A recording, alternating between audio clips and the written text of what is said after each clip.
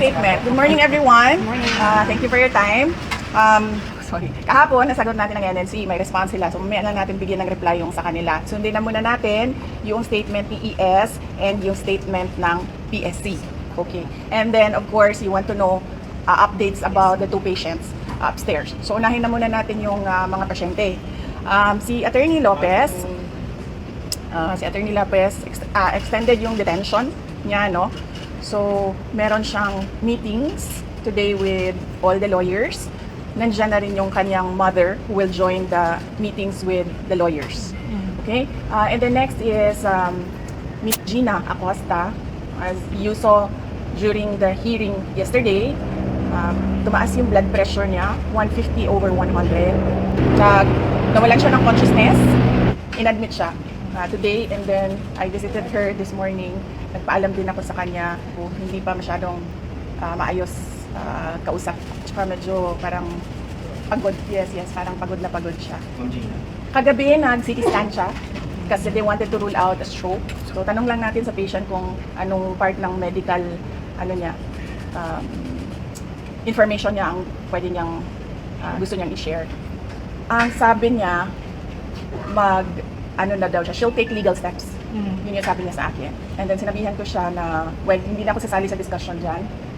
Kausapin mo na lang yung mga lawyers mo. Anyway, nag-hire naman ng lawyers mo. So, ngayon, isa-isa darating yun. Mag-usap sila. Tsaka nandyan din yung mother. Yun din yung sinasabi ng nanay niya because yung nanay niya is used to work for the courts in Davao City. Na-release na namin ang written nito. Basahin ko lang. This is a reply to the statement issued by the Presidential Communications Office on the order of Executive Secretary Lucas Bersamin dated November 23, 2024.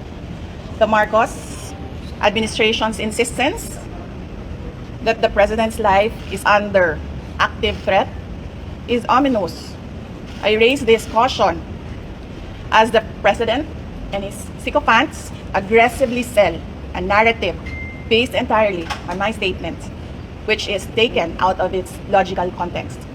Bakit hindi nila pinapalabas kung ano yung question ng media?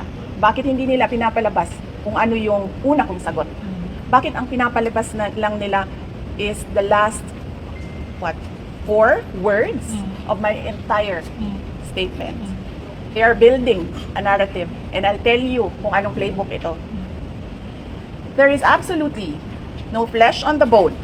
And despite the absence of a reliable investigation, authorities were quick to consider this a national security concern.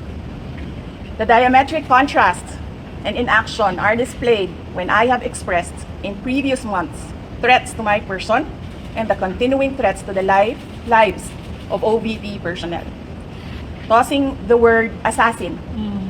Pakicheck. May sinabi ba akong assassin doon? Wala. So, nilalagay nila doon sa narrative nila, assassin. And, nilalagay nila sa narrative nila, murder plot. Into this issue, tossing the word assassin into this issue makes things even more terrifying for our country. And especially because I never used that term during my recent consternation against the Marcos administration's failure to serve the Filipinos while it masterfully persecutes political enemies. Common sense should be enough for us to understand and accept that the supposed conditional act of revenge does not constitute to an active threat. This is a plan without a flesh. Pag pinipilit mo siya na active threat siya, isipin ninyo ang buong mundo na nanonood. Ganito ba ang kapasidad ng mga Pilipino na mag-isip?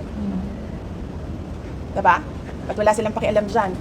Pero ako, nahihiya ako na ganito ang kapasidad ng mga tao sa administrasyon. I am confident that an honest scrutiny would easily expose this narrative to be a farce, imagined, or nothing at all.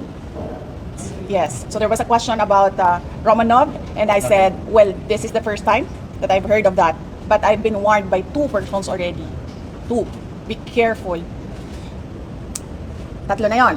1 person warned me, another person warned me, and then I was asked during a press briefing by a media person if I know of these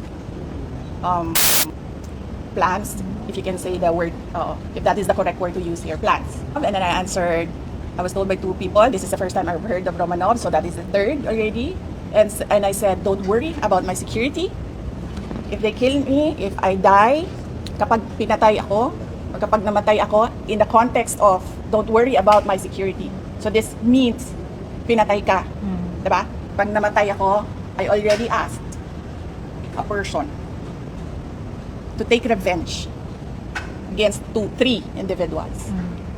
So, my question now to the administration, is revenge from the grave a crime? That much is clear. Yes. So I have to die first. They have to kill me first. They have to kill me first. So now they can't kill me anymore. Unless they want to die. Remember, they are known for political persecution. They suppress and oppress opposition. And then somebody was assassinated on the airport tarmac. Diba?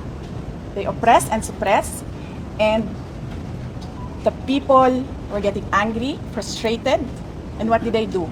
They created a scenario that there is a national emergency. They set bombs to create a scenario that there is a national emergency, and then they assassinated their political enemy. Ang hindi lang po nagawa ni Benigno Aquino Jr., kaya po hindi siya ano bang tawag yan? Revenge? Ano revenge? Nakaganti. Hindi siya nakaganti. Kasi hindi siya nagbilin. Diba? Kaya, hindi nakaganti si Benigno Aquino Jr. kasi hindi siya nagbilin. But you know, Benigno Aquino Jr. is not Sara Duterte. So, ibang tao din siya. Ibang tao din ako. But we are actually preparing right now lists of proof that they are, ano ba ito? The whole of government is going after one person, and that's me. Okay, PSC tayo. This is in response to the statement of the Presidential Security Command dated 25 November 2024. The Vice President Security and Protection Group was created and became an armed forces of the Philippines wide support and separate unit by virtue of the Department of National Defense Order signed by former Secretary Delfin Lorenzana dated June 20, 2022 with a corresponding AFP table of personnel and equipment. This was a move to distinguish the security of the Vice President and make it independent.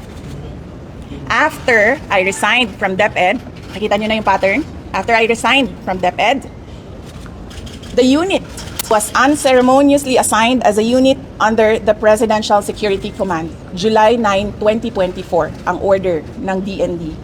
Therefore, the security of the Vice President is now under the control of the PSC and as a consequence is influenced by the decisions of the Office of the President.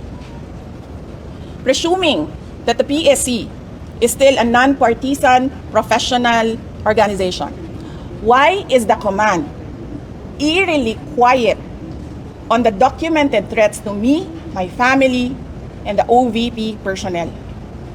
The silence.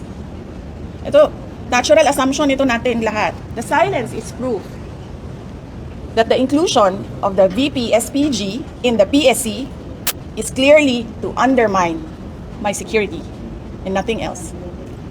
Yes, no, tucking my security under PSC, which is influenced by the decisions of the Office of the President. So ano yan? Lahat ng galaw ko, lahat ng ginagawa ko, kung saan ako, alam niya, alam nila. So anong gagawin nila? Anong value ng information sa kanila after ako mag-resign sa DepEd? Before, when I was with DepEd and working to help the administration, wala namang ganun eh. Diba? Tapos pag mag-resign ka, ganito ang gagawin sa security mo, imo-monitor ka. Oh, that's one threat. They are undermining my security. That is just from the PSC. Hindi ko pa dinidiscuss ang galing sa PNP. Diba? And hindi ko rin tatanggapin, ma'am, at this point, kung magdadagdag sila ng mga tao dito kasi hindi na natin alam kung non-partisan ba yung idadagdag nila. Not necessarily coming from PSC. No, I don't trust anyone right now. So So yes, Even your security. even if PSC acts on what I said, no, I will not accept it anymore. That is what I did with PNP. Hindi na. Kasi hindi na natin alam eh. Baka igagawin pa yan nilang rason na maglagay ng mga tao dyan na nagtatrabaho para sa kanila. Okay. So, I agree with fractured governance. I was a member of cabinet. So I have personal knowledge. I agree with fractured governance. I agree with the assumption that he is a drug addict because he continuously refuses to do a drug test. Napakadali naman, di ba? Tulad ko, napakadali naman. Sinabi ko kaagad, gusto niyo ng neuropsychiatric test o kung ano pa man yung test na gusto niyo i-take ko, gusto niyo ulitin ko yung bar exams, lahat yan gagawin ko. Pero, lahat, sabi ko nga, sisimula namin sa Office of the Vice President ang drug test, kaming lahat. Tayong lahat sa gobyerno, mag-drug test tayong lahat. Lahat ng mga congressman ninyo, pa-drug test nyo. I think, mine is assumption. I think the former president has evidence that he really is a drug addict. So, pareho-pareho lang din yun. Diba? Bumoto ako. Kasi sinabi 20 pesos ang per kilo ng bigas. And that would help so many families right now. Diba? Pangalawa, tingnan natin ang katinuan ng lahat. Diba? Pag-drug test nyo din yung AFP. Pag-drug test nyo din yung lahat ng PNP. But somehow, hanggang ngayon, OVP pa lang din ang papadrug test. I wonder why. Ma'am, you and President. No, hindi ako tao na nagpapaareglo. Tsaka hindi ako tao na nabibili ng pera to help the other OVP personnel. They have expressed that they feel safer and they feel more comfortable if I am with them. But I will not be recognized if I don't take my oath. So I am forced to take my oath and answer questions under oath because I cannot take care of the OVP personnel. Ayoko naman kasi mag-discuss ng CF ba. But in fact, the 125 confidential funds had a notice of disallowance but not the entire amount. Let's make that clear. Not the entire amount of the 125 million was disallowed by the Commission on Audit. Meaning, all the rest of the funds, I do not have the number right now. I think it's approximately 70 million that was disallowed. But that is subject to appeal because gusto ko ba sabihin ito sa inyo? Dahil during the discussion, I was telling the lawyer to submit a document. But the lawyer said, no, you know, when lawyers are discussing and they have their own positions, it's really a difficult meeting to do. I said to submit, and then the other lawyer said, do not submit. Ay di lumabas yung disallowance. And then sinabihan ko yung lawyer, sabi ko, tingnan mo, lumabas yung disallowance. Sabi ko, sa appeal, ilabas mo yung document. Wait lang ha, so tapusin ko lang. And then, so clear na yon. The first, second, and third quarters, undergoing audit. Merong AOM na sinasagot namin ngayon. Okay? For DepEd, the first and second quarters, may credit notice na yon. Ibig sabihin, cleared na ang buong pera. Diba? Ewan ko lang kung sinasabi ito ng mga congressman. Of course, hindi nila sinasabi, diba? Because they want to, present their own narrative. Tapos na yon. The money in DepEd, first and second quarter, cleared with credit notice. The ongoing audit is on the third quarter only. And it's ongoing. So you cannot question an ongoing audit. And you cannot audit the funds of any government office because that is the exclusive domain of the Commission on Audit. Bakit nag-audit ang ating mga congressman? Dapat sila gumagawa ng batas. Nakikita nyo? Sinasabi na nila ngayon, in the proper time, we will legislate. Kasi sinasabi namin where is the proposed legislation? Hinahanap namin. So ngayon, dinadagdag na nila yon. Madali lang naman siya Pakinggan nyo lang, basahin nyo lang lahat ng mga nangyayari. Madali lang maintindihan kung anong ginagawa nila. Okay? Really, I still say that confidential funds, the use of confidential funds cannot be divulged. Sinasabi ko pa rin yan. They cannot be divulged in public. It will compromise lives and security of personnel who are cooperating or who are nandoon sa kabila na asset. You cannot do that. That is why it is called confidential funds. Of course, magkakasakit talaga ang tao na hinaharas mo, tineterrorize mo. Ako lang naman ang hindi nagkakasakit dahil politiko ako. You can terrorize me and harass me all you want. It does not matter to me. Pero these are ordinary Office of the Vice President employees. They are not politicians. They are ordinary citizens. So, pag hinaras mo yan, terrorize mo yan, ganyan talaga mangyayari. Sinasabihan ko yung doktor kagabi, Dok, i-clear nyo yan na mag-attend ulit. Kung sa susunod, diretsong stroke na yan. Ngayon, swerte tayo, hindi na stroke, hindi na heart attack. But the family has a history of heart attack. Lahat ng kanyang ang parents and I think some relatives, heart attack lahat ang ikinamatay. So, ano ba? Papaupuin pa ba natin doon? Tapos antayin natin, ay, na heart attack.